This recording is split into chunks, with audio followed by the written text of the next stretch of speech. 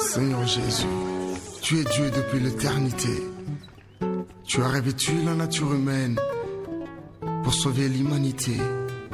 Et tu as fait de nous un peuple à la louange de ta gloire. Nous voici dans ta présence, Seigneur, pour t'offrir la raison de notre existence. Alléluia.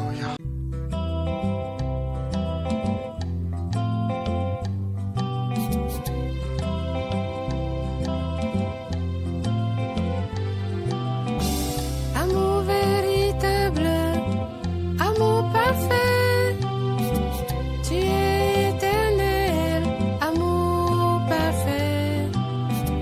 Amour véritable, amour parfait, tu es éternel, amour parfait.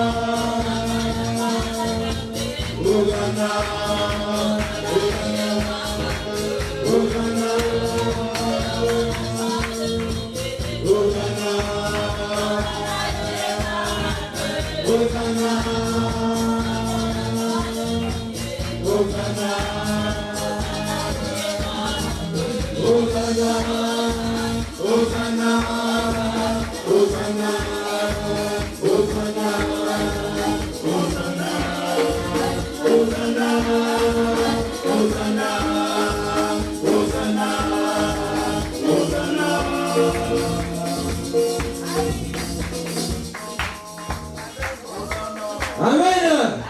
Amen. Donc, nous allons partager ce matin par rapport à ce que Dieu m'a mis à cœur de la semaine. Voilà, donc la moisson et la vendange. La moisson et la vendange. J'ai tiré ça du livre d'Apocalypse, chapitre 14, à partir du verset 14. Je pense que pour ceux qui ont les livres, les Bibles, c'est même le titre de la Apocalypse 14, à partir du verset 14 jusqu'à la fin.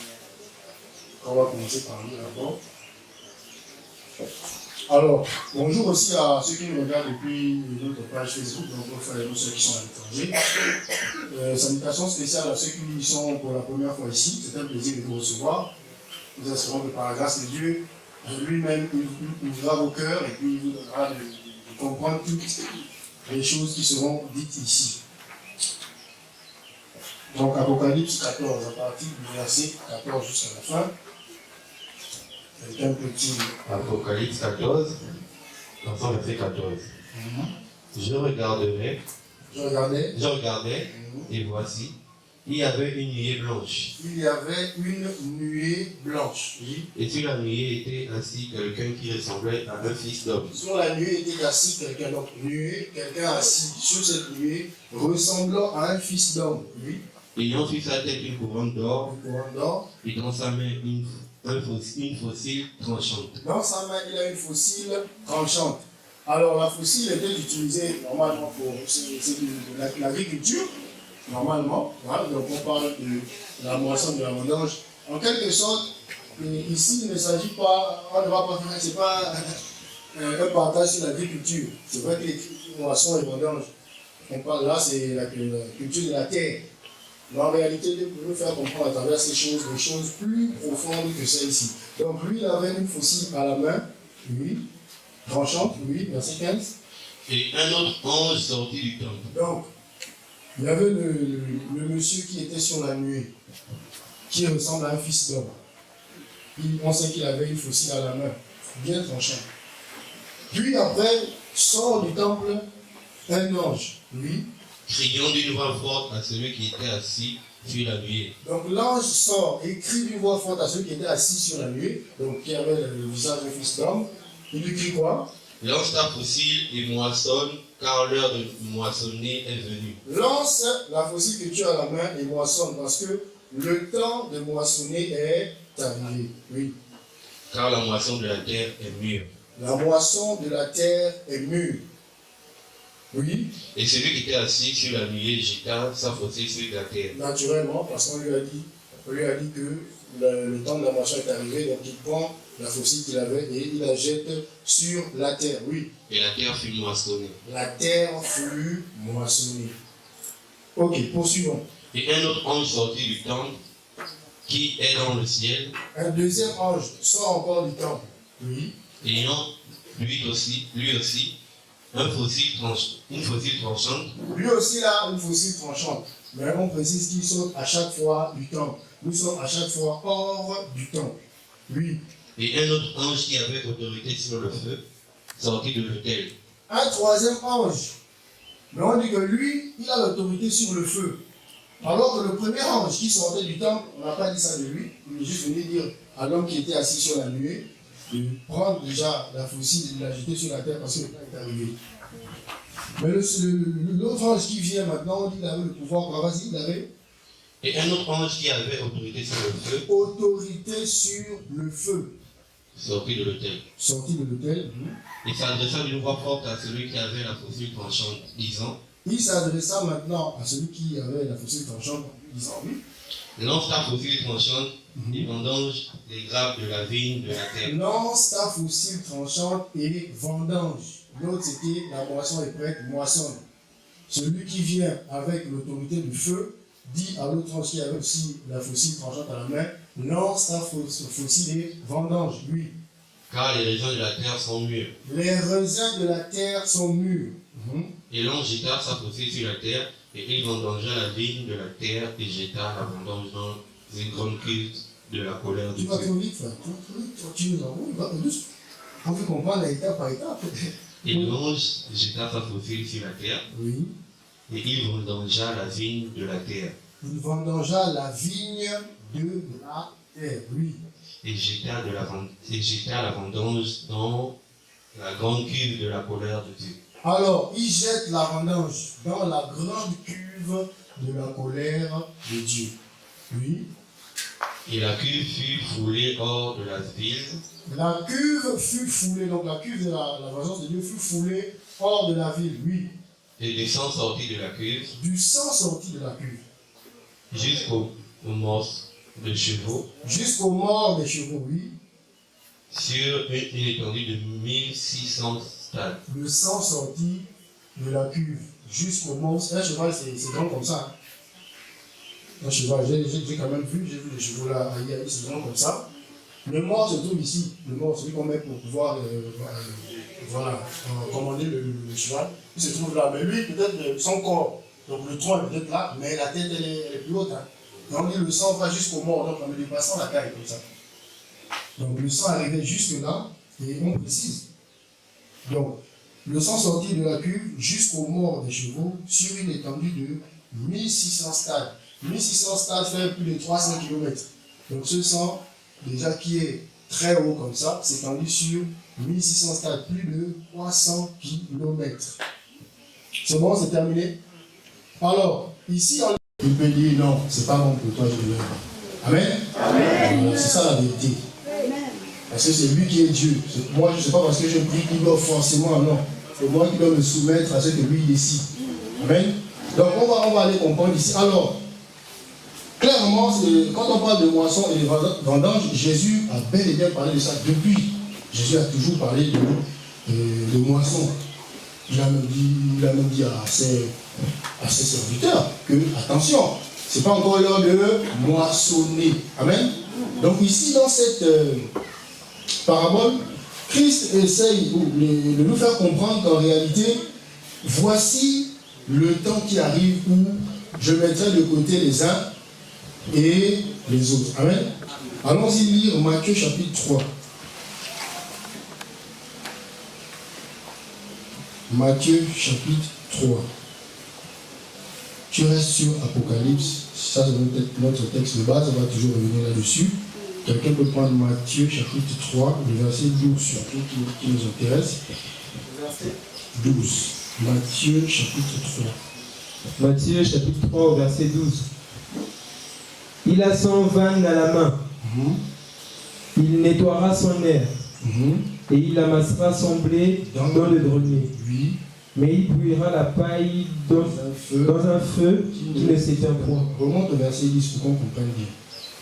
Verset 10. Oui.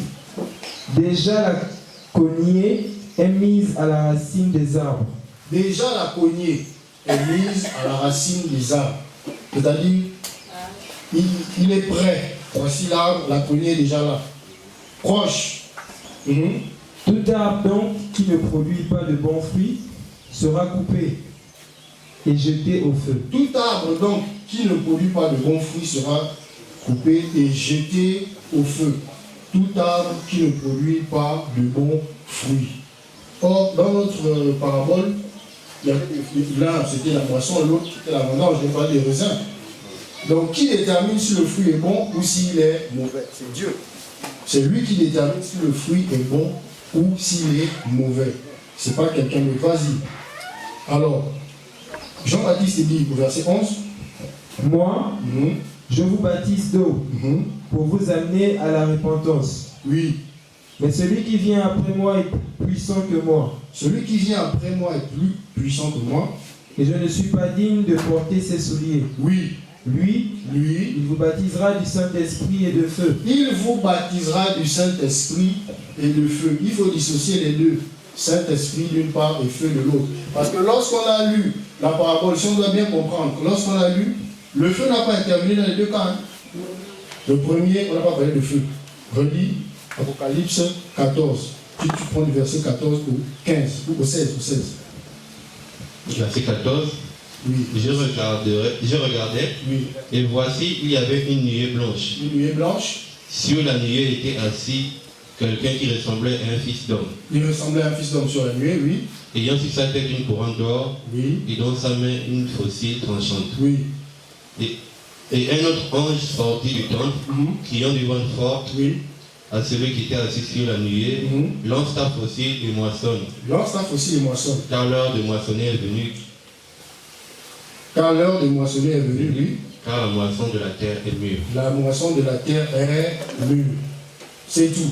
Mais si tu prends l'autre, on explique qu'il y a un autre ange qui est venu, il a le pouvoir d'agir sur le feu. Alors on dit ici, lui vous baptisera du Saint-Esprit et le feu. Parce que c'est lui qui fait les deux choses, mais pour deux types d'êtres différents. C'est pour on parle de moisson d'une part et de vendange d'autre part.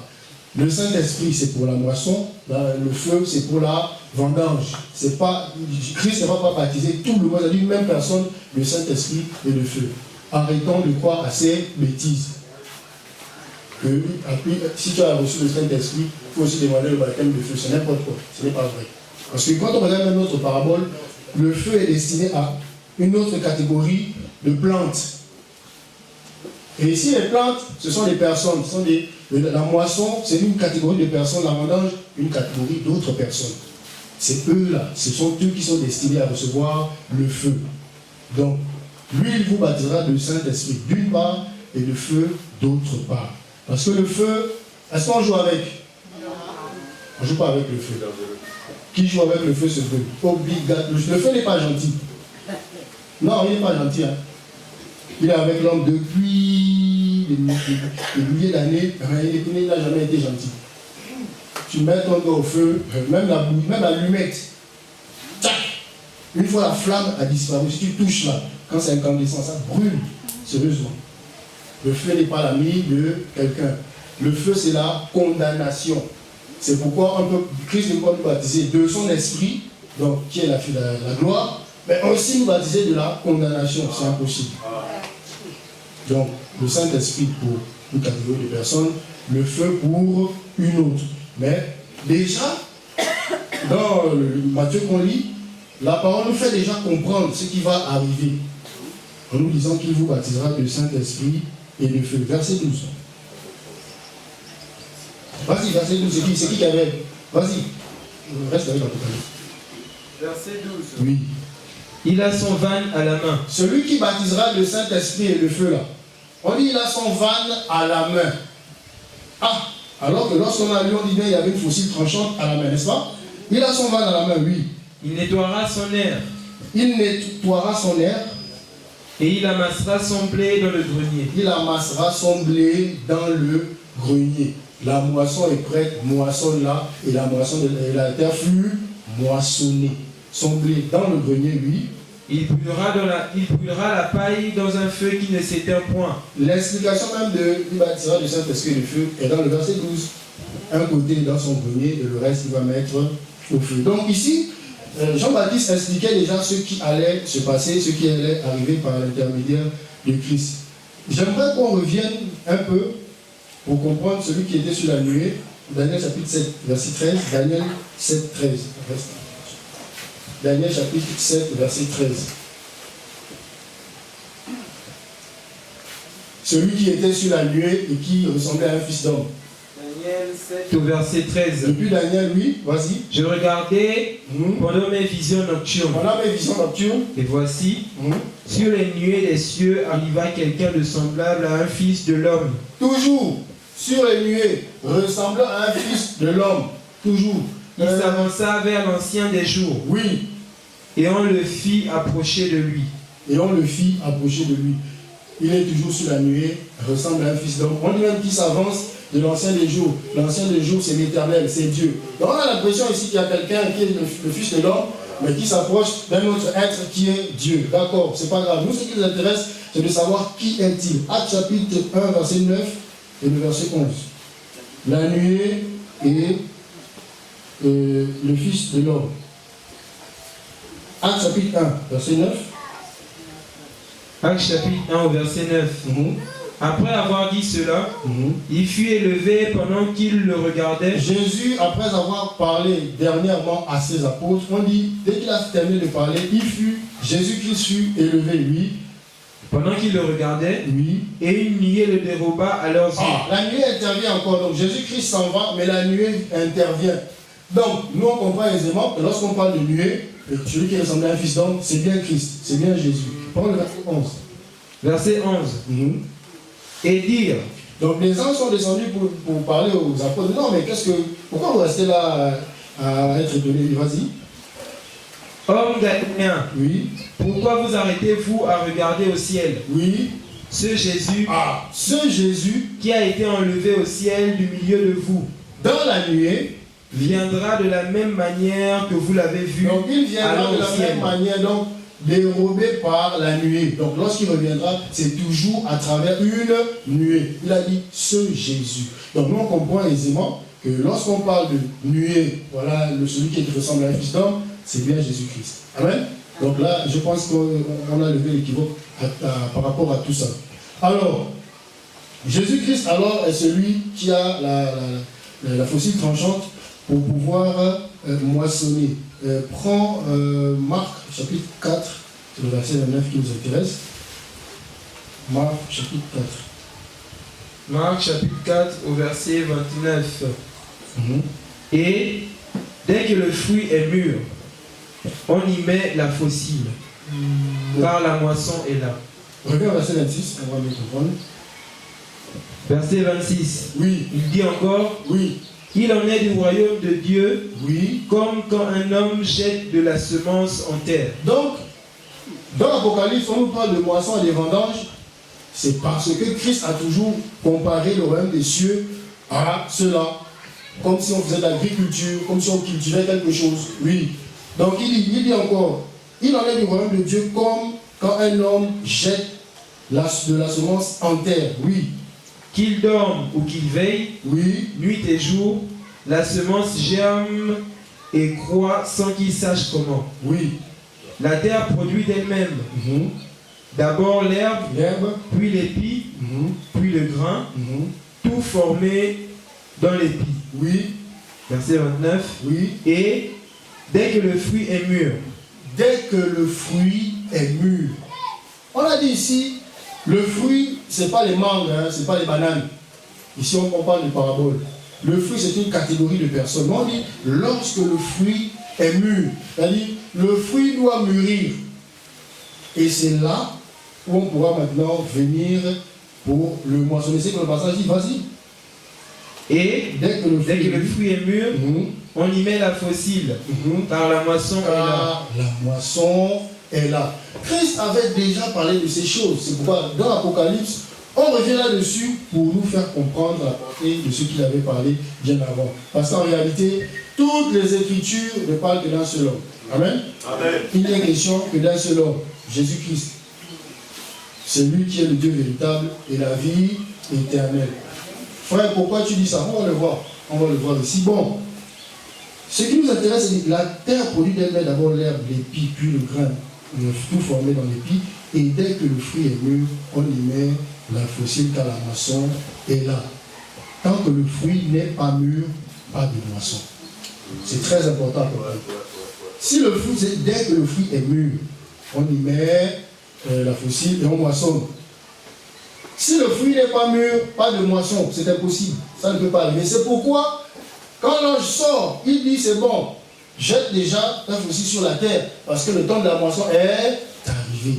Donc c'est que le fruit était mûr. Et il a dit, dans l'Apocalypse, le fruit de la terre est mûr, la moisson est déjà mûre, tu peux déjà jeter. Donc tant que le fruit n'est pas mûr, pas de moisson. On ne peut pas moissonner. Amen. Et on dit que le fruit, ce sont des personnes, des êtres. Donc, il faut que ces êtres arrivent jusqu'à un certain stade avant que lui, il jette la fossile. Donc, il y a un temps bien déterminé.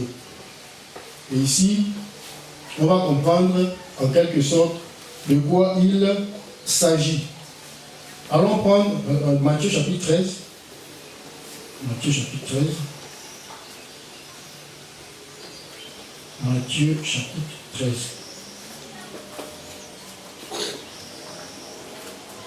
Prends le verset 30. Matthieu 13, au verset 30. Parce qu'il a dit quand le fruit est mûr, mais pendant, il nous donne une autre parabole quelque part, et il parle voilà, d'une mauvaise semence qui est sortie de terre pour venir envoyer la bonne semence. Et les serviteurs lui ont dit, mais maître, comment se fait-il que toi tu as planté de bonnes choses, mais après il y a de l'ivraie parmi le blé, il y a la mauvaise semence? Mais coupe, laisse-nous couper. Et puis voilà, on enlève, on sépare la mauvaise semence de la bonne, laisse-nous couper. Il a dit quoi, verset 30. Laissez croître ensemble l'un et l'autre. Oui. Jusqu'à la moisson. Jusqu'à la moisson. Laissez croître ensemble. Il leur disait ça parce qu'il connaissait le temps. Et le temps est arrivé dans Apocalypse 14, on lisait. Parce que là, l'ange est sorti pour dire, vas-y. Le temps de la moisson est arrivé. Mais lui, il avertissait déjà à ses serviteurs. Laissez croître ensemble l'un et l'autre. Saint-Esprit et le feu. C'est deux choses différentes. La moisson et la vendange. Laissez croître ensemble les deux jusqu'à la moisson. Oui. Et à l'époque de la moisson, au temps de la moisson, oui. Je dirais au moissonneur, arrachez d'abord l'ivraie. Il dit quoi? Jésus-Christ dit, je dirais au moissonneur. Or, quand on regarde l'Apocalypse, il n'a pas parlé de celui qui était sur la nuée et avec le visage d'un fils d'homme. Est-ce qu'il a parlé? C'est l'ange. Il a dit, vas-y. Mais lui, il dit, vas-y, reprends ça. À l'époque de la moisson. À l'époque de la moisson. Jésus a l'audace de dire, oui. Je dirais au moissonneur. Je dirais au moissonneur. Arrachez d'abord l'ivraie. Arrachez d'abord l'ivraie. Et liez-la en gerbe pour la brûler. Oui. Mais amassez le blé dans son grenier. Jésus dit, moi je dirais au moissonneur. Mais c'est qui les moissonneurs? On va voir par la suite. Prends le verset toujours, le verset 37. Allons au verset 37. Verset 37.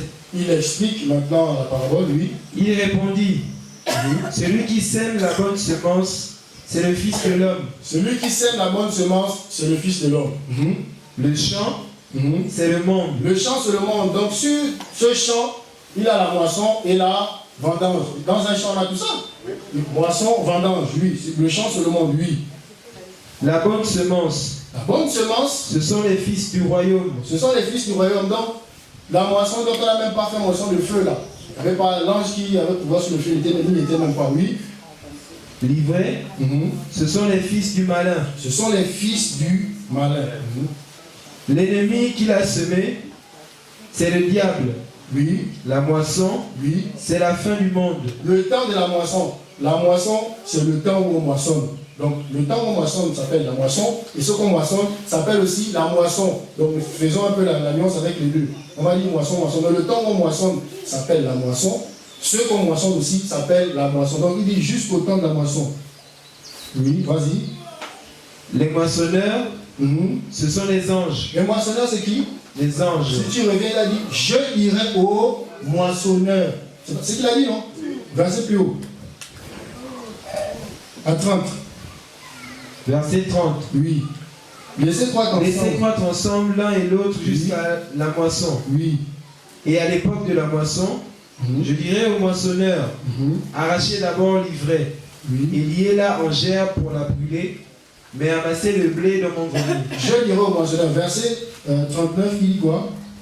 L'ennemi qui l'a semé, Verset c'est le 39. diable. L'ennemi qui l'a semé, c'est le diable. La moisson, c'est la fin du monde. Les Les moissonneurs. moissonneurs, ce sont les anges. Je dirai aux moissonneurs.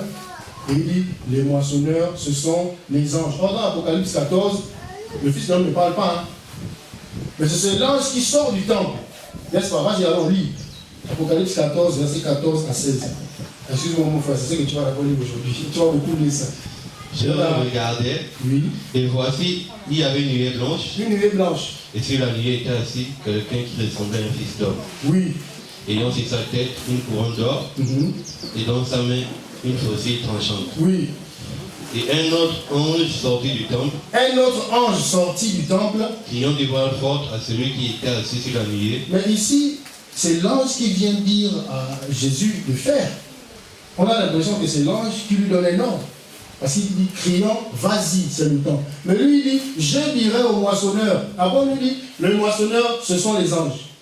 Or, l'ange est au service de qui? Un ange, il est au service de qui? Qui envoie un ange? Voilà. Qui envoie l'ange? C'est Dieu. Mais lui, il dit, je dirai au moissonneur d'aller moissonner. Et il lui dit, les moissonneurs, ce sont les anges. Donc, qu'est-ce qu'il est en train de nous dire? Si c'est Dieu qui donne les ordres aux anges, et lui dit, je dirai aux moissonneurs. Et lui dit, mais les moissonneurs là, ce sont des anges. On comprend que c'est lui qui donne l'ordre, c'est lui Dieu, c'est lui le Fils. Amen. C'est la même personne, c'est pas quelqu'un d'autre. Jésus-Christ, c'est Dieu même. Parce que Dieu s'est frappé lui-même, non? Oui. Dieu a parlé à lui-même. Donc il a envoyé l'ange se dire à lui-même, fais ça. Mais pourquoi Dieu fait ça? Pourquoi Dieu doit passer par ce jeu?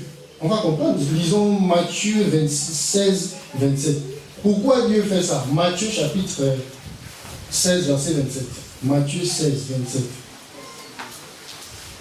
Matthieu 16 au verset 27. Car le Fils de l'homme doit venir dans la gloire de son Père. Est-ce qu'on comprend? Le Fils de l'homme doit venir dans la gloire de son Père, oui. Avec ses anges.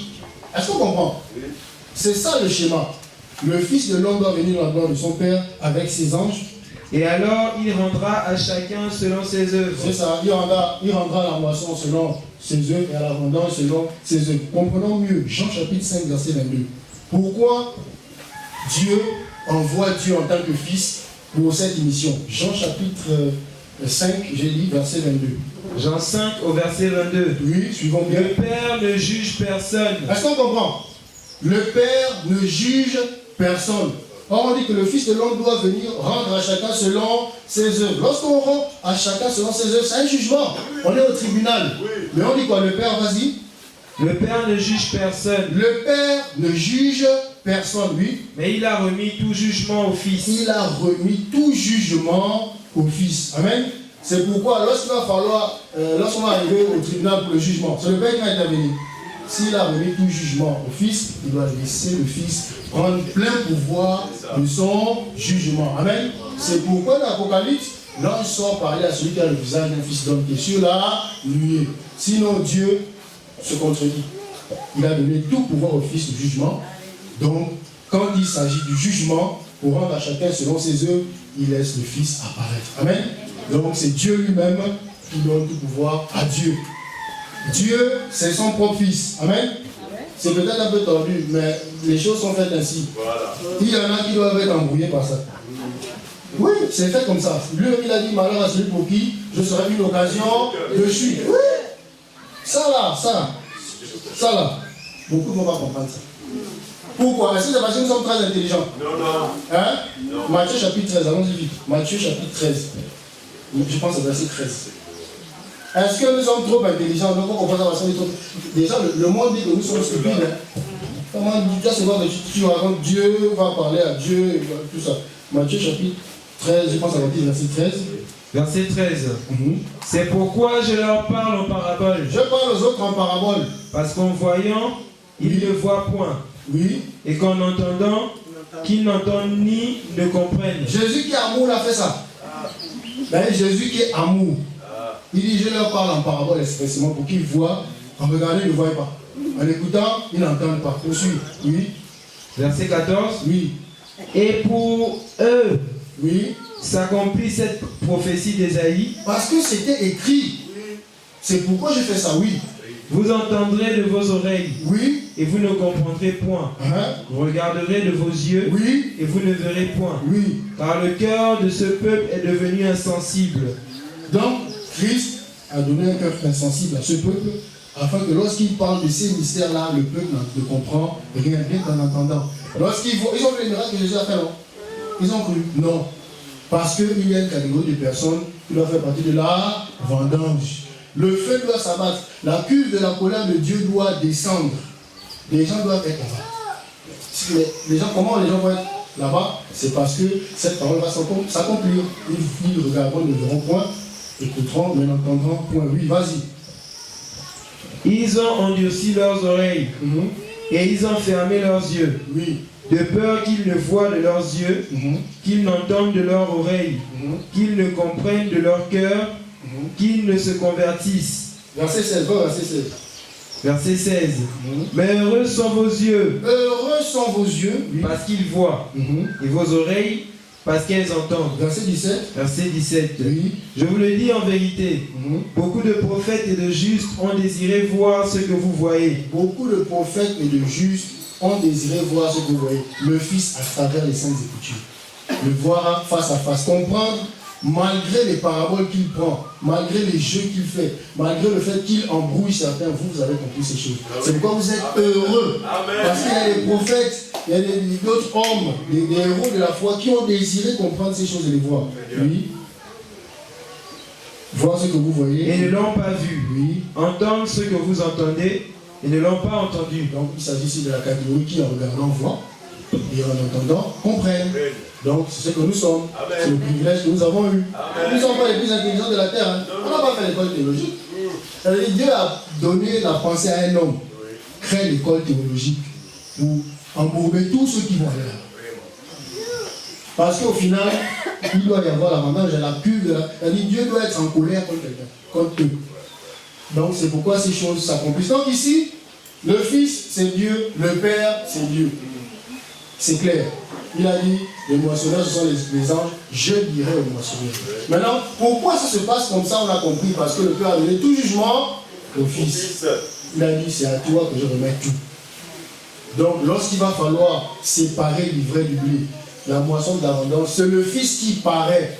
Mais lorsqu'ils vont entrer dans le temple, donc la nouvelle Jérusalem, on serait étonné, pas étonné, mais on ira là-bas et comprendre que, ah, donc le grand trône, finalement, celui qui a séparé là-bas, c'est lui qui est assis sur le grand trône. On va demander, mais Seigneur, où est Dieu? Il dit, mais je suis là. Il a dit ça à ses apôtres, non? Montre-nous le Père, finalement, on veut voir le Père. Elle attend. Depuis que je suis avec vous, tu me dis, tu n'as pas encore vu le Père. Je suis dans le Père est en moi. Est-ce qu'on comprend? Mais pour que les Écritures s'accomplissent pleinement et qu'on voit que c'est le Fils qui a tout pouvoir de jugement, il faut que l'ange sorte et parle au Fils que c'est bon. L'ange ne vient pas crier avec l'orgueil. L'ange accomplit ce que lui-même lui a dit. À un temps donné, tu sortiras me parler comme si j'étais le Fils pour me dire que c'est bon. Parce que tout jugement a été donné au Fils.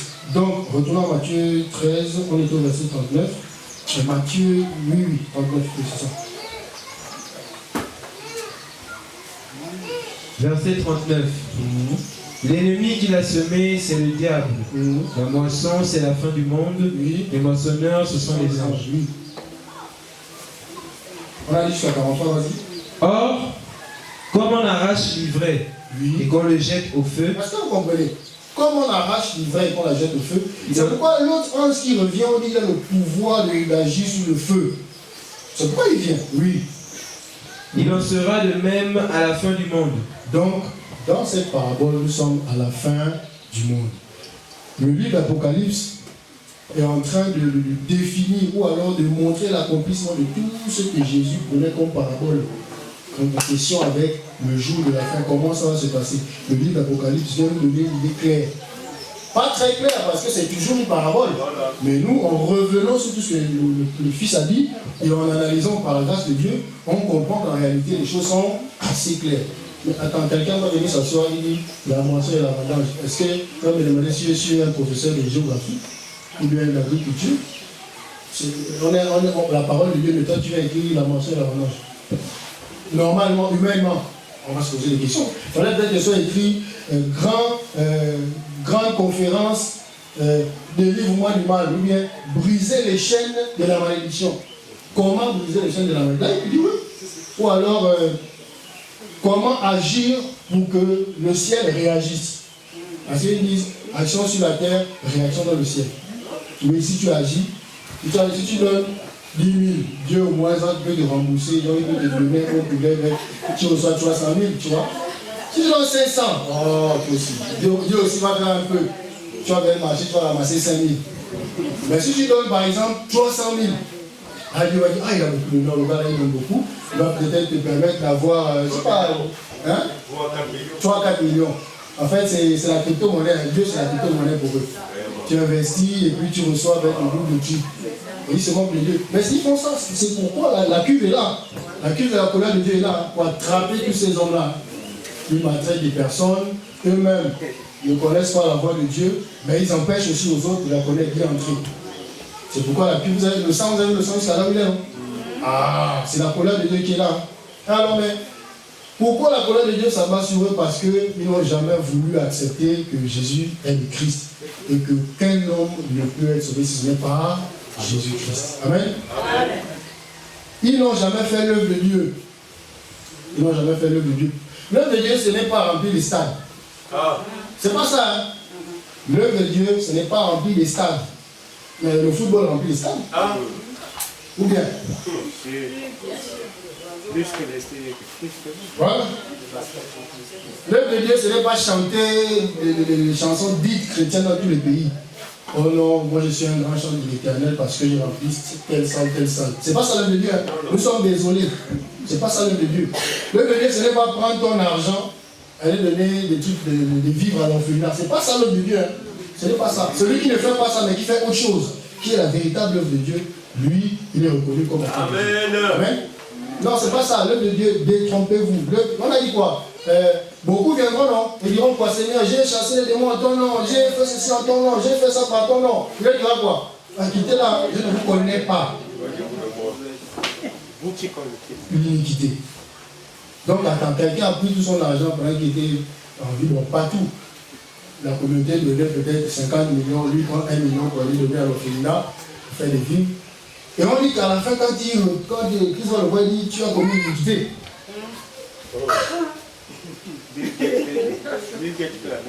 Voilà, Bill Gates, voilà la fondation Bill et Melinda Gates. Ils donnent des médicaments aux enfants et tout le reste. Est-ce que c'est ce qu'ils font l'œuvre de Dieu à cause de ça? Non, l'œuvre de Dieu, Jean 6, 29, Jean chapitre 6, verset 29.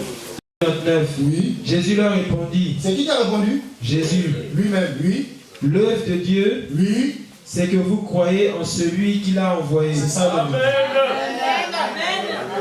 C'est ça l'œuvre de Dieu, il n'y a pas autre chose. Celui qui a cru à celui que Dieu a envoyé a fait l'œuvre de Dieu. Tu peux te reposer. Amen. Amen. Ces hommes font tout sauf ça. Ils font tout sauf croire en celui que Dieu a envoyé. Tout. Celui que Dieu a envoyé dit A, ils disent B. Celui que Dieu a envoyé dit c'est bleu, il dit c'est rouge. Et puis, ils font beaucoup d'œuvres caritatives, tout ça, ils disent qu'ils font le. C'est pas vrai. Ils sont en train d'endormir les gens. Endormir les gens et entraîner les gens. Beaucoup vont se retrouver dans la cuve de la colère de Dieu, entraînés par ces personnes-là. Dire que Jésus est à droite, Dieu est à gauche. Baptisé au nom du Père, du Fils et du Saint-Esprit. C'est pas écrit, hein? Non, c'est pas la vérité. C'est peut-être écrit, mais c'est pas la révélation de la chose. Parce que plus tard, Jésus dit, baptisez au nom du Seigneur, Jésus-Christ. Faites toutes choses au nom du Seigneur. Baptiser, c'est pas une chose.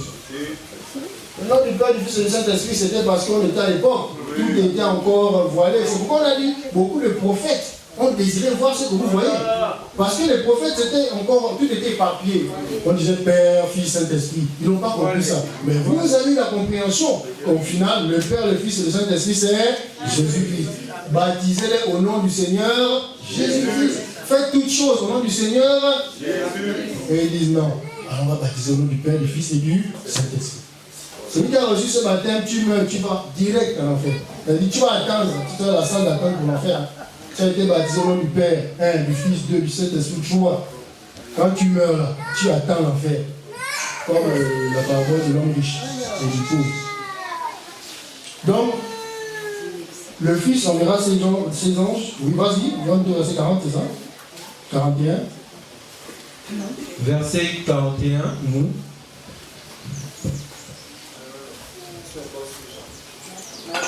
Matthieu chapitre 13, 41. Matthieu 13, verset 41. Oui. Le Fils de l'homme enverra ses anges, qui arracheront de son royaume tous les scandales et ceux qui commettent l'iniquité. Est-ce qu'on comprend? Le Fils de l'homme enverra qui? Ses anges. Mais le Fils était assis, c'est l'ange qui est sorti du temple. Mais le Fils enverra ses anges. Donc on comprend encore que celui qui envoie, c'est Dieu. Le Fils, c'est Dieu lui-même. Amen. Allons-y. Et ils les jetteront dans la fournaise ardente. Donc ils arracheront de son royaume tous les scandales et ceux qui commettent l'iniquité. On parle ici de la vendange. Et ils les jetteront dans la fournaise ardente, oui. Où il y aura des pleurs et des grincements de dents. Parce que le raisin, quand il sera mûr, on parle de la vendange, quand il sera mûr, il sera mis dans la cuve. Et quand le raisin est mis dans la cuve, qu'est-ce qu'on fait? Hein? La cuve est un pressoir, non? Presse. C'est là qu'il y aura des pleurs et des grincements de dents. C'est là. Parce que les raisins vont être pressés. Certains utilisaient à l'époque où il y avait passé, c'était les pieds, on tapait comme ça pour faire sortir le jus. Vous avez compris le sang là? Vous comprenez le sang? Parce que la vendange, on cultive la vigne. C'est la vigne qu'on cultive lorsqu'on parle de vendange. Ce sont les raisins. Et vous comprenez, de la cuve sortira quoi? Le sang. C'est parce qu'ils seront piétinés. C'est la cuve de la colère, frère. Sans pitié, sans miséricorde. C'est quoi maintenant? Nous sommes dans les temps de la grâce, c'est maintenant.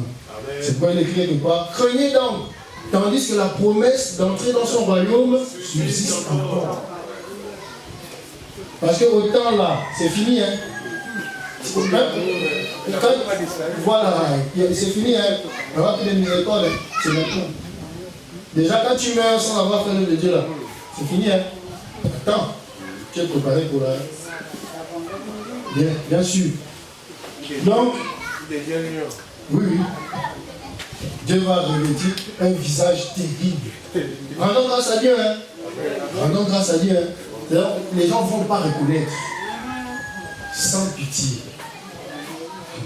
Allons-y, verset combien? Verset 43.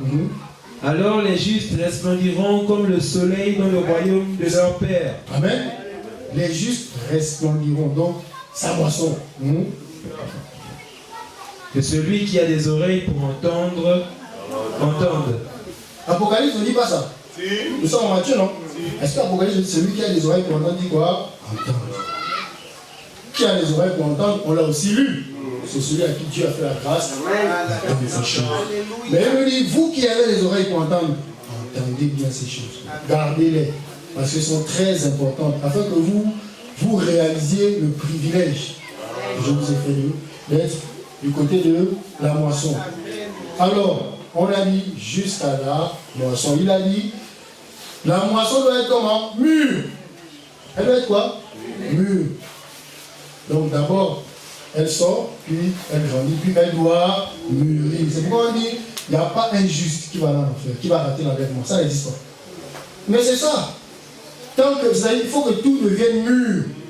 C'est pourquoi il attend. Un côté, il y a certains fruits qui sont mûrs, mais ce n'est pas la moisson qui est mûre, c'est certains fruits. Non, ce n'est pas la moisson. Certains fruits sont déjà mûrs, il attend. Jusqu'à ce qu'on arrive au stade où c'est la moisson qui soit mûre. Et là, il dit c'est bon. C'est bon, je peux déjà venir. Allons-y lire Matthieu. Marc, j'aime du côté de Marc, c'est explicite. Marc chapitre 13.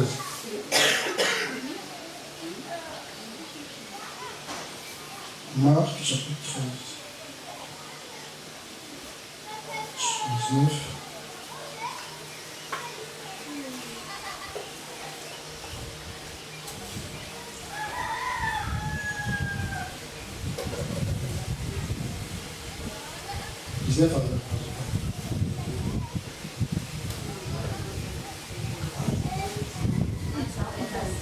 Marc chapitre 13, 19 à 20, non? Oui, oui. Marc 13, verset 19 à 20. Oui. Car la détresse en ces jours sera telle qu'il n'y en a point eu de semblable depuis le commencement du monde que Dieu a créé jusqu'à présent. Alors là, et qu'il n'y en aura jamais. Ah bon? Le déluge, Sodome et Gomorrhe, plus que ça. Dans le déluge, il y a des bébés qui se sont noyés, non? Ou bien au temps là, il n'y avait pas de bébés sur la terre. Tout le monde était adulte. Qui a envoyé le déluge? C'est Dieu, non? Dieu ne savait pas qu'il y avait des bébés. Et il a sauvé combien de personnes du déluge? 8 personnes. Il y avait un bébé dedans. Hein? Et les bébés sont morts, non? Ah. Parce qu'on dit le temps là, frère, le temps du jugement de Dieu, il n'y a pas de pitié. Il n'y a pas de pitié. Ah. Donc, on a dit les femmes qui seront enceintes en ce jour-là, c'est quoi? Elles vont souffrir, hein? Ah, ok. Alors, ce qui nous intéresse, c'est le verset 20. Verset 20. Verset 20. Et si le Seigneur n'avait abrégé ses jours. Est-ce qu'on comprend? Le Seigneur a abrégé ses jours. Et on comprend que s'il a abrégé, c'est parce que les fruits n'étaient pas encore mûrs. Il faut que la moisson soit mûre. C'est pourquoi il abrège. Il attend que tous les fruits soient mûrs. Oui. Personne ne serait sauvé. S'il n'avait pas abrégé ça, il n'aurait même pas eu un. Mais il les a abrégés, oui, à cause des élus qu'il a choisis. Il les a abrégés.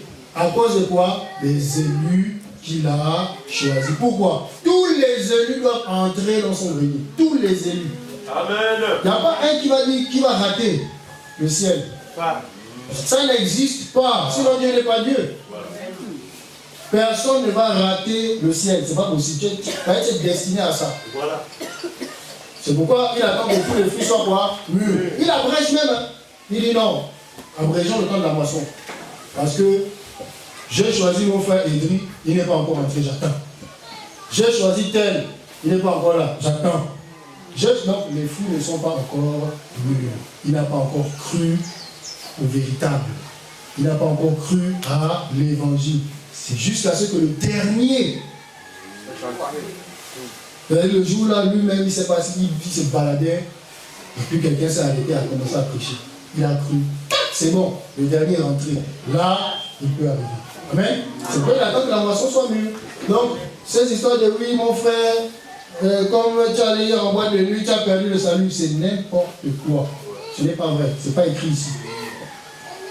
Ce n'est pas écrit ici. Mais est-ce que la parole a besoin de nous dire allez en boîte de nuit tous les jours? C'est-à-dire, mon frère, tu as menti. L'enfer est sous tes pieds. Ah, mais toi-même qui me parles là, tu es en train de mentir. C'est pas écrit. C'est pas écrit ici. Nul ne sera justifié devant Dieu par les œuvres. Si c'est les œuvres, moi qui vous parle, je descends d'ici, je m'en vais m'asseoir. Et on va se demander pardon à Dieu. Si on compte les œuvres, qui peut lever sa main? Personne. Si tu lèves ta main, je vais chercher ton profil Facebook, on va se battre Facebook. Oui. Donc, c'est la grâce de Dieu. C'est pourquoi aujourd'hui, j'ai dit maintenant là, maintenant, qui pense s'il meurt, il est sauvé. Moi, je suis aussi de blanc. Pardon, vite, il y a une main sur le coup.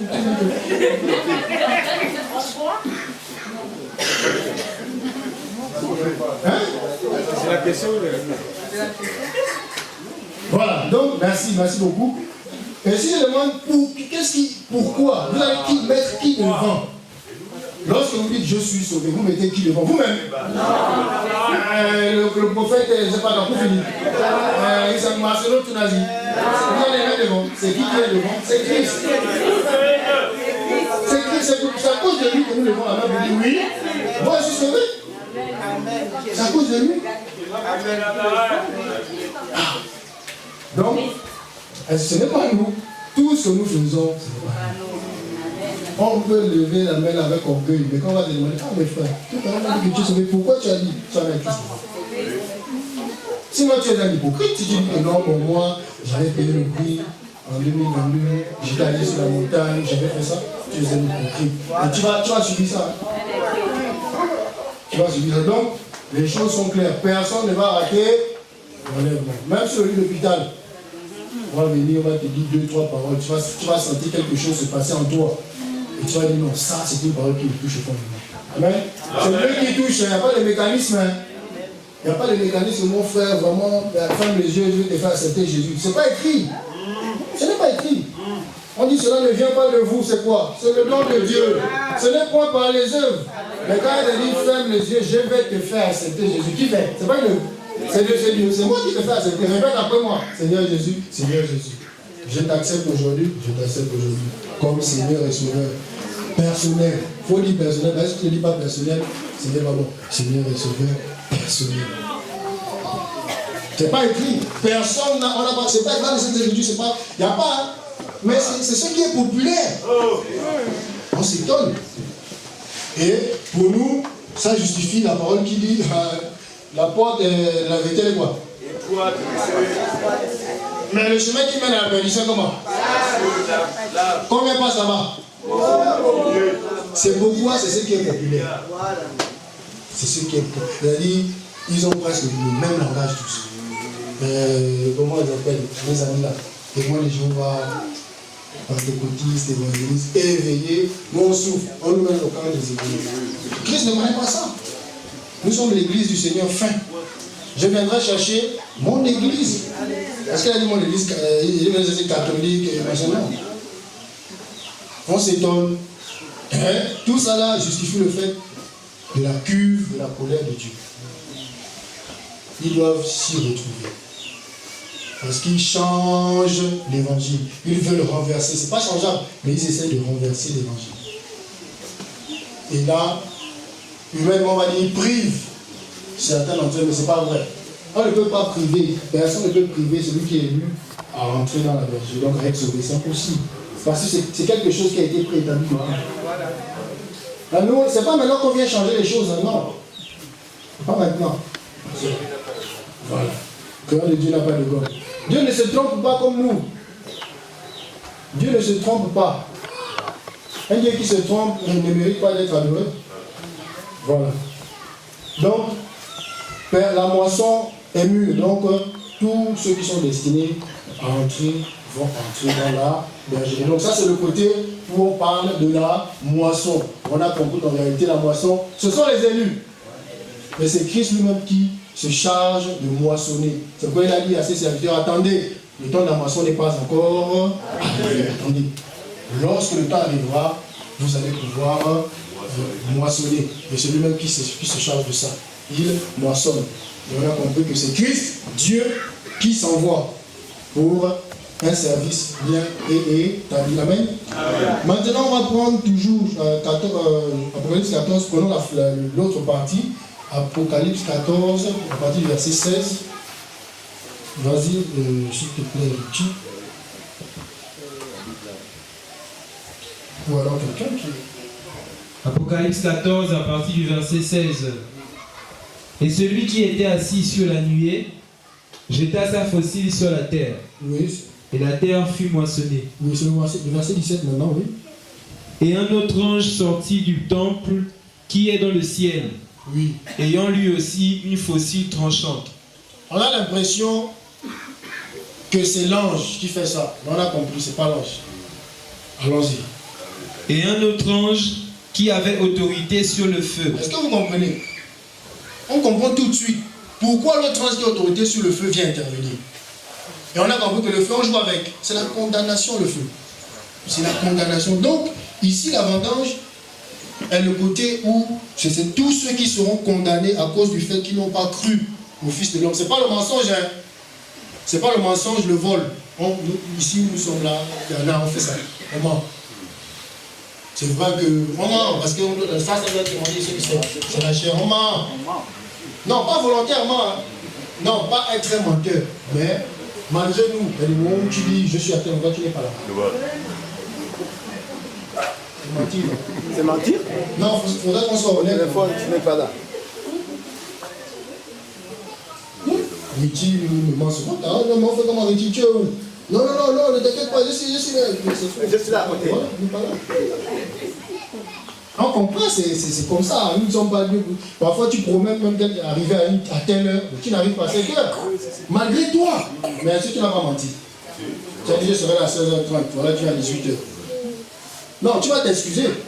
Non, vraiment, tu vas mentir à l'autre. Donc, malgré nous, qu'on le veuille ou non, notre oui ne sera pas oui. N'est-ce pas? Voilà. Donc, ça déjà, si maintenant Dieu disait qu'il allait venir prendre compte des œuvres, ça là seulement, tu n'as pas tué quelqu'un. Le tu as dit, je viendrai à 16h. Tu as traîné à la maison, machin, tu es venu à 18h. Tu as menti, hein? Ouais, c'est fini. C'est fini, hein? Non, mais Seigneur, je ne suis pas Dieu. C'est fini. Tu vas en enfer si on comptait les œuvres. Gloire, ça va dire Dieu, non? Il ne regardera même pas lui. C'est fini les œuvres. Quand il nous voit, c'est Christ qui voit. C'est sa justice. Amen. Amen. Je pardonnerai leurs iniquités. Je ne me souviendrai plus de leurs péchés. Quel privilège, hein? Ah oui, c'est fini, hein? C'est terminé. Nous, dans cette chair, on essaie à tout prix seulement de bien se comporter par rapport à nos rapports entre nous, non? Parce que tu sais que c'est pas bien de mentir aux autres. Non? Même quand tu l'as fait par exemple une fois, tu t'en veux. Tu n'es pas à l'aise. N'est-ce pas? Donc, on essaie à tout prix de s'améliorer. Voilà, d'être davantage une personne assez bien. N'est-ce pas? Voilà. Mais ce n'est pas la piété qui sauve. Ça ne sauve pas. Donc, maintenant, pour cette partie-là, je veux qu'on lise Jérémie 48, parce que tout ça aussi a été annoncé par nous. En fait, Jérémie 48, verset 32 à 33.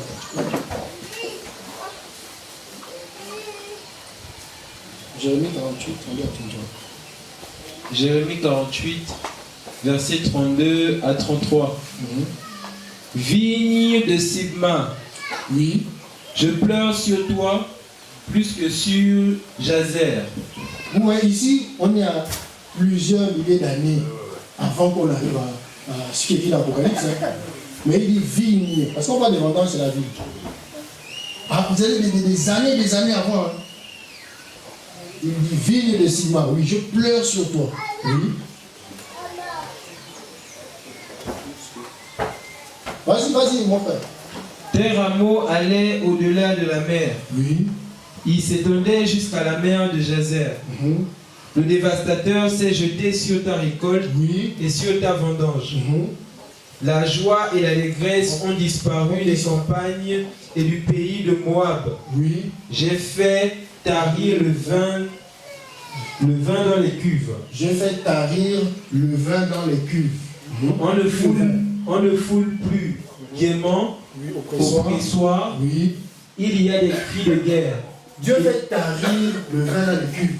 C'est pour nous faire comprendre. Parce que ici, il s'agissait des vraies cuves. Mais il fait tarir le vin.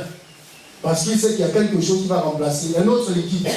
Quand il fait tarir le vin dans les cuves, on ne foule plus gaiement. Plus personne ne va au pressoir pour fouler gaiement avec joie. Il y a des cris de guerre et non des cris de joie, des pleurs et des grincements de dents. Parce que il y aura toujours une cuve, ce ne sera plus le vin.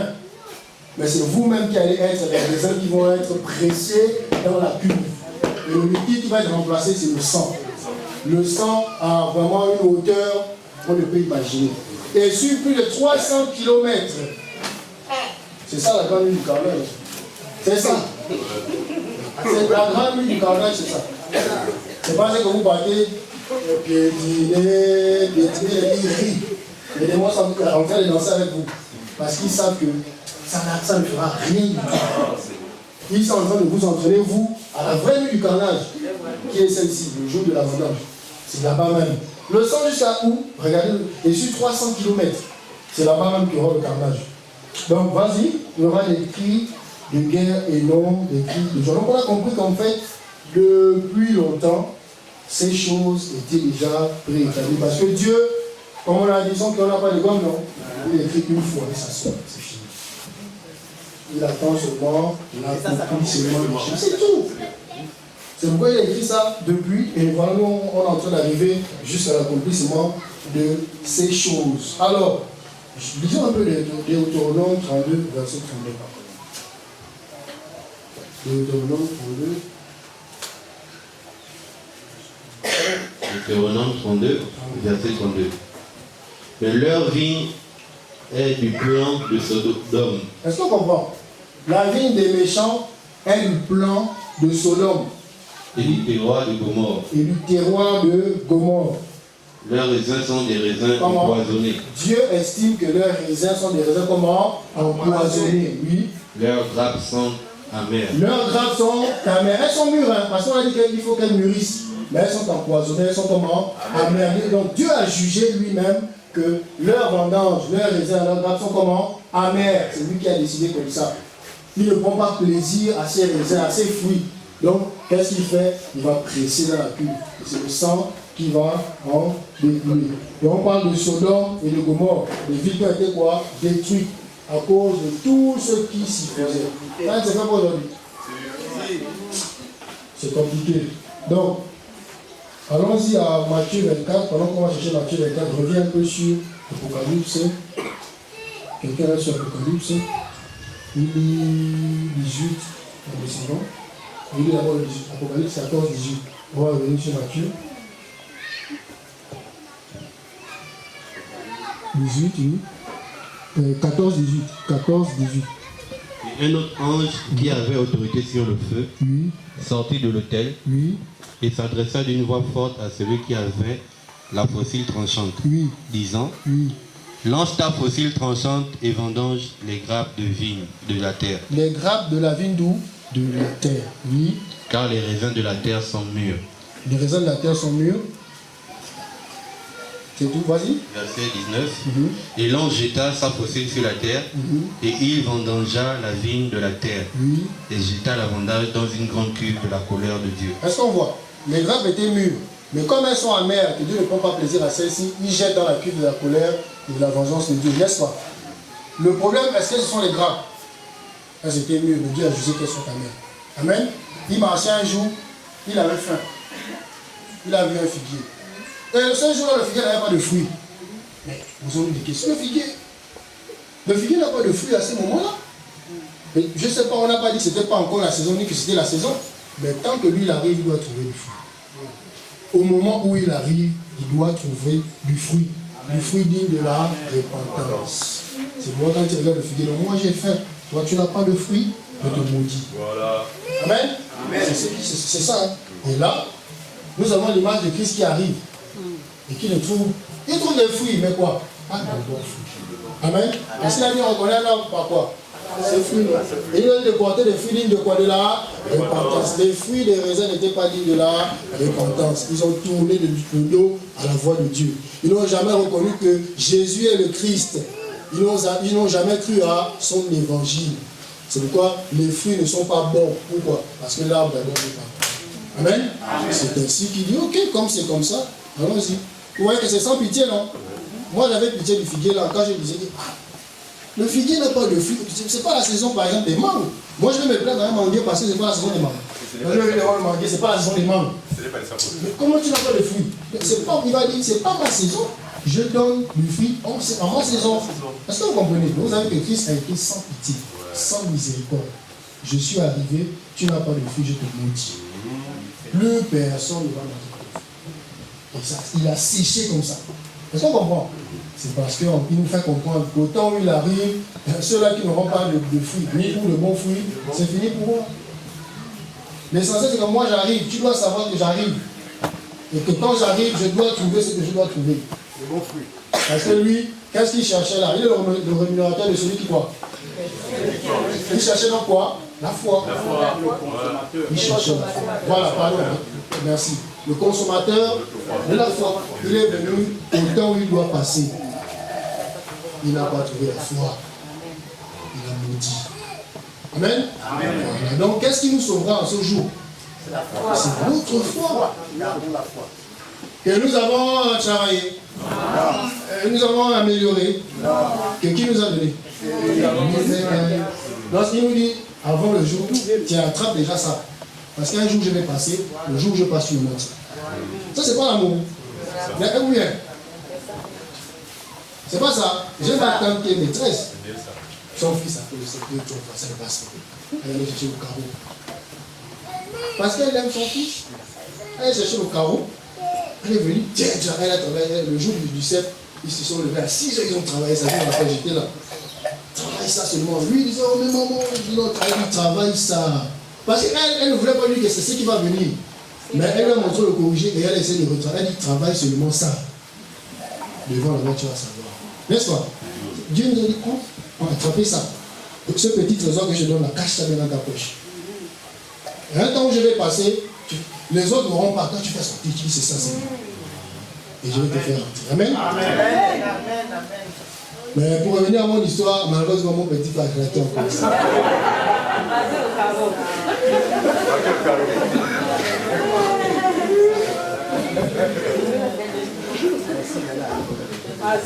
Oui, il n'était pas concentré. Mais nous, sinon, on ne va pas rater. Hein. D'emblée. Donc, c'est ça l'amour de Dieu pour nous. Les dés sont pipés d'avance. Les dés sont pipés d'avance. Il nous a déjà donné tout ce qu'il faut pour ce grand jour. Matthieu 24. Donc, on parle de la grande cuve de la colère de Dieu. Matthieu 24, pour le verset 5.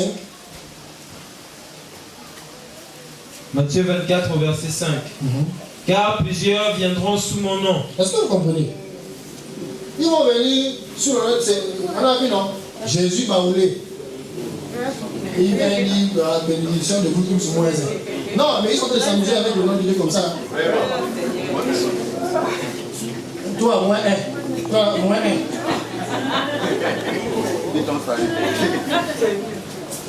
Moins 1 sur vos bénédictions. Non, c'est rigolo. Mais la portée que ça a, il n'a pas idée de ce quelle portée là. Les gens croient en lui. Les gens croient en lui. Il se lèvera de faux Christ. Ils viendront sous mon nom, disant, c'est moi qui suis le Christ, et ils séduiront beaucoup de gens. Ils vont séduire les gens. Hein. Le cri de Kabou Philippe, vous avez dit, si quelqu'un ne croit pas en moi, dans ces temps, il peut perdre ce Dieu. Donc on va laisser Jésus. Ça dit, c'est à toi qu'on doit croire. Toi, mortel, ou vapeur. Les gens, beaucoup de gens sont derrière eux. Hein. Et vous pensez que tout ça va rester impuni.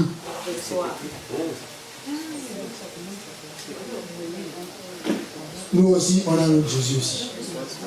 Comme si ça ne suffisait pas. On a aussi notre Jésus. Et il y a bon Jésus évidemment. Il y a aussi Jonas sur la oui. Donc, ces adeptes sont en train de débattre sérieusement. C'est lui. Qui vous a ensorcelé? Aussi, plusieurs succomberont. Et ils se trahiront, se haïront les uns les autres. Donc, le vin va vraiment être séparé du blé. Plusieurs faux prophètes s'élèveront. Et ils séduiront beaucoup de gens. Oh non, j'étais là dans ma chambre, j'ai vu le gars parler. Jésus, un homme était habillé en blanc. Il est toujours en blanc. Il brillait. Mais tu vas nous dire ça? Tu vas nous dire qu'il est habillé en noir. Comme l'imagination qu'ils ont de Christ, quand il est venu, il était habillé en blanc. Il m'a dit, mon fils, tu dois lève-toi, tu vas bâtir mon église. vous a dit, on peut te concéder, ouais, si tu veux. Et Christ est arrivé. Il te dit une chose contraire à sa parole. Va me construire mon église, c'est toi qui vas construire mon église. Alors que Christ, il parlait de son église qui est quoi? Son corps. Oui. Lui qui doit bâtir son église, on a compris que son église c'est son corps. Et il vient maintenant te dire, va me construire l'église. Demande, tu vas croiser un groupe de personnes, demande de cotiser, tu vas acheter un terrain Mikele. Tu vas construire l'église. Ça va s'appeler l'église char de feu. Bon, nous, on veut bien croire, mais quand on prend ça, et qu'on regarde, on dit, tu mens, c'est un démon qui t'est apparu. Mais le démon ne va pas venir avec les cornes. Il va venir comme tu veux qu'il vienne. Parce que déjà, le mauvais enseignement que tu reçois te fait comprendre que tu peux avoir des visions où Dieu vient. Exactement. Tu vas aller rêver que Dieu est venu. Les songes viennent de la multitude des occupations de la journée, de tout ce qu'on entend. Mais tous les gens te répètent que non, un chrétien doit avoir des visions. C'est pas bon que tu sois là, tu n'as pas de visions. Est-ce que le Seigneur t'a déjà visité? Tous les gens te répètent ça. Ça va entrer dans ton subconscient. Le rêve va sortir de là. Tu vas aussi voir, parce que tu désires. Tu vas voir quelqu'un venir en blanc. Il vient, je suis là, c'est oh Seigneur, il va parler. Et c'est tout. Plusieurs faux prophètes s'élèveront. Ils vont venir avec tout sauf la parole de Dieu. Amen. Tout sauf la vérité. Parce qu'ils ne l'ont pas. Ils lisent, mais ils sont voilés. Ils regardent, mais ne voient point. Et ils sont nombreux. C'est pourquoi nous sur nos gardes, ayons toujours avec nous la parole. Et comme notre foi, comme arme, quand ils viennent là, frère, le sang. Tu as terminé de parler, oui. Et puis maintenant parler, oui. Quand tu vas commencer à parler, il va dire, il faut essayer, tu as besoin d'attendre là-bas, il parle. Si c'est un élu, il va te rappeler un jour, ah, facile, tu m'avais expliqué là vraiment. Ah, est-ce que tu as du temps? C'est ça l'élu. Et quand tu vas continuer là, tu vas dire, c'est ce que j'ai cherché. C'est comme ça nous tous, non? On a partagé derrière le faux prophète là. Jusqu'à ce que Dieu lui-même, autant marqué, il dit, non, toi tu es ma fille, tu es destiné à rentrer ici. Il envoie quelqu'un te parler une fois, deux fois. Tu peux résister. Mais un temps tu vas t'arrêter. Les paroles qui vont résonner dans ta tête. Alléluia. Résonner. Non, c'est bon, je me renseigne, je vais le voir. Et quand il va continuer, c'est fini. Plusieurs faux prophètes s'élèveront et ils séduiront beaucoup de gens. Oui.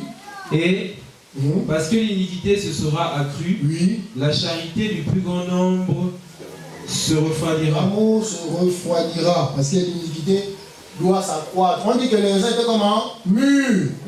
L'iniquité doit arriver à son comble. Elle dit dépassant Sodome, dépassant Gomorrhe. C'est ce qu'on a dit, non?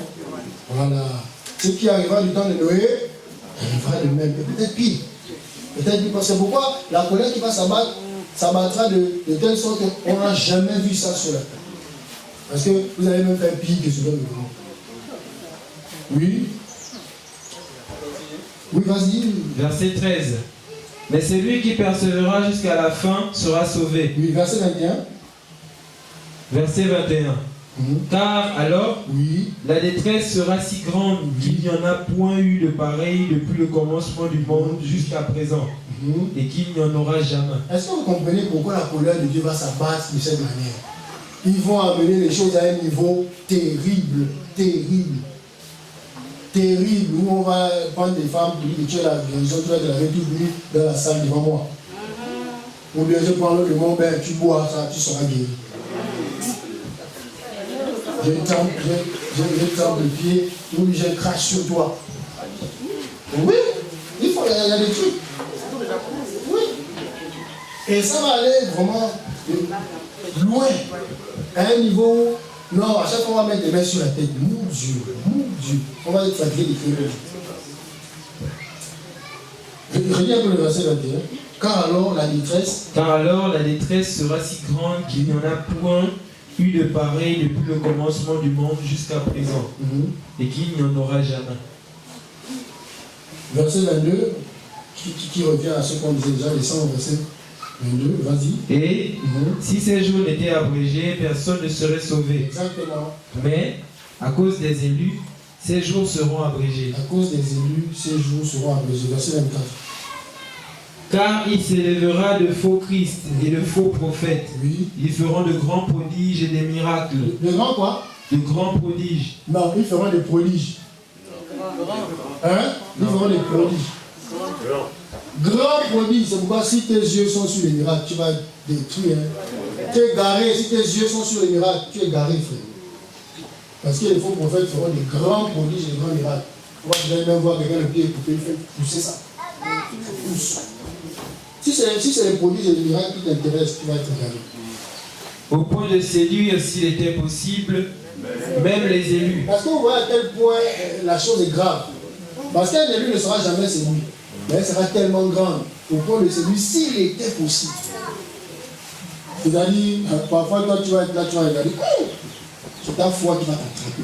C'est ta fermeté qui va dire non, reste tranquille. Tu vois que j'ai la même maladie que l'autre, j'ai le même problème que l'autre, celui qui ne croit pas en Dieu. Moi je suis un élu, j'ai le même problème que l'autre. Il est parti en 1 seconde. Le faux prophète a résolu son problème. Il n'y a pas un petit chagrin dans ton cœur. C'est humain, non? C'est humain. N'est-ce pas? Il y a un petit chagrin dans ton cœur.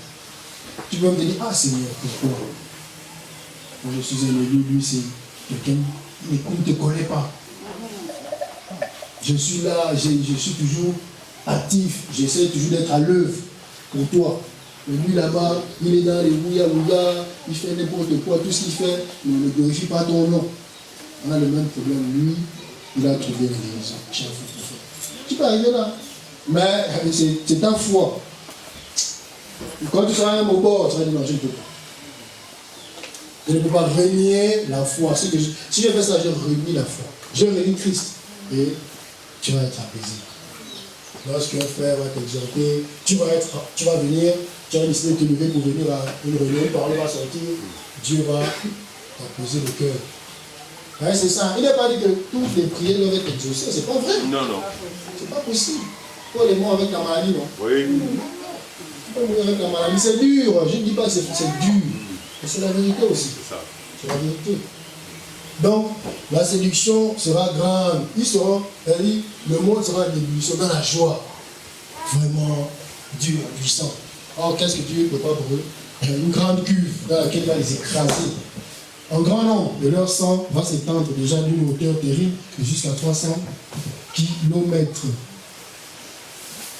Alors, si vous remarquez bien, ça fait penser à un épisode où, en Égypte, est-ce que vous remarquez? En Égypte, Pharaon s'oppose à Dieu, il s'oppose, il dit non, vous ne partez pas. Dieu dit à Moïse et l'autre, prends la verge, va en Égypte dans le fleuve. Tous les cours d'eau vont être transformés en quoi? C'était une image de ça. C'était déjà donné pour faire comprendre qu'à un certain temps, vu que l'incrédulité sera grande dans le monde et qu'il y aura vraiment des leaders qui feront tout sauf la volonté de Dieu, il y aura un bain de sang terrible que moi-même je mettrai en œuvre. C'est pourquoi il a dit, allez, tous les cours d'eau d'Égypte sont devenus du sang. On est pris par le temps, il y a beaucoup de choses qu'on pouvait encore dire là. Donc ça va, on va peut-être s'arrêter. Il y a encore beaucoup de choses à dire. Toutefois, il est très important pour nous de comprendre que nous sommes privilégiés par rapport à ces choses. Et que Dieu nous a fait la grâce de comprendre ça. Nous sommes la moisson de Dieu. La vendange, c'est le raisin. Et quand on parle de raisin, c'est la vigne. La vigne, c'est pour faire du vin.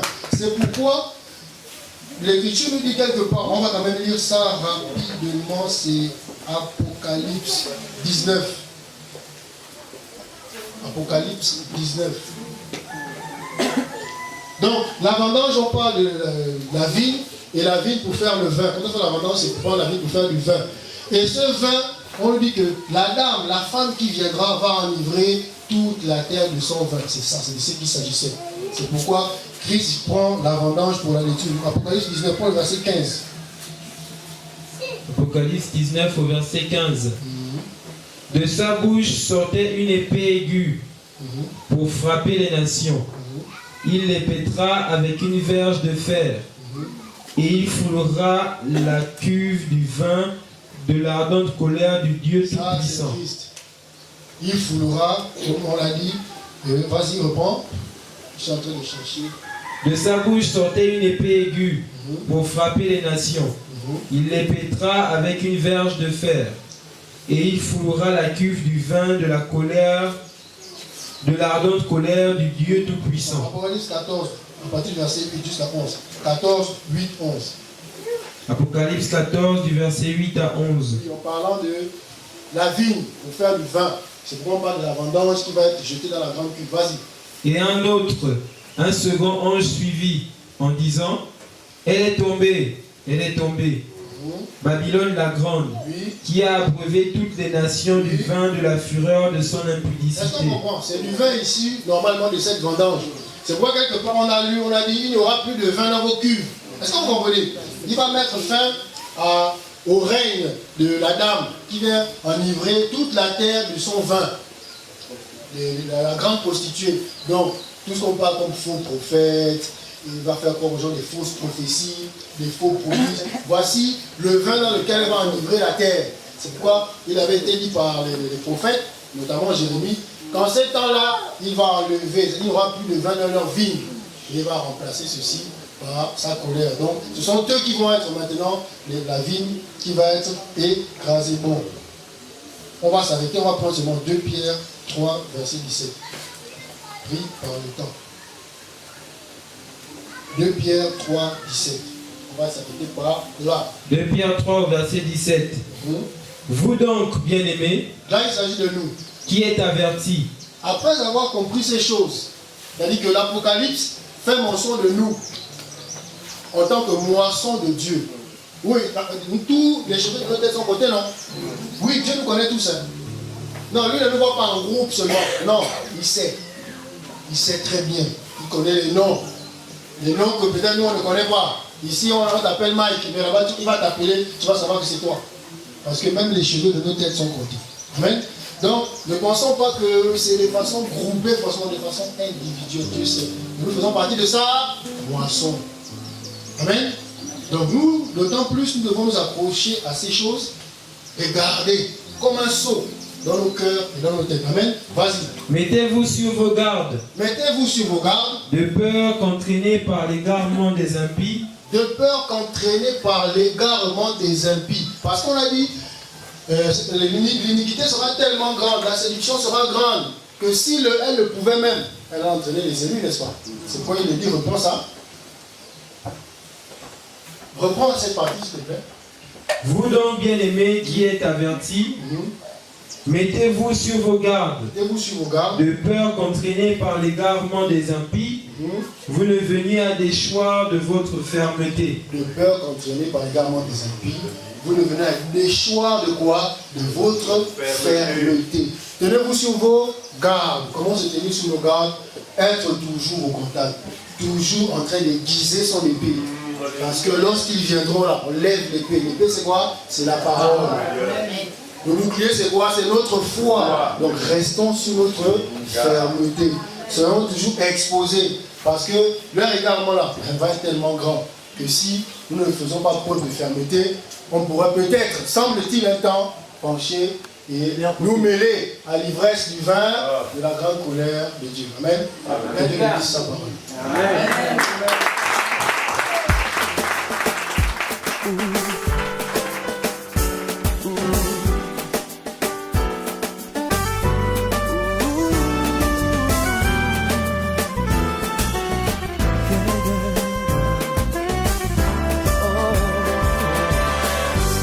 Je parlerai de ta bonté, ta fidélité.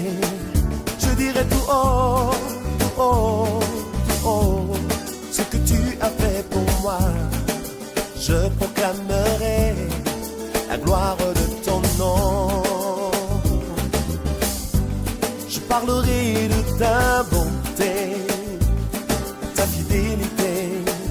Je dirai tout haut, tout haut, tout haut, proclamerai la gloire de ton nom. Je parlerai de ta bonté.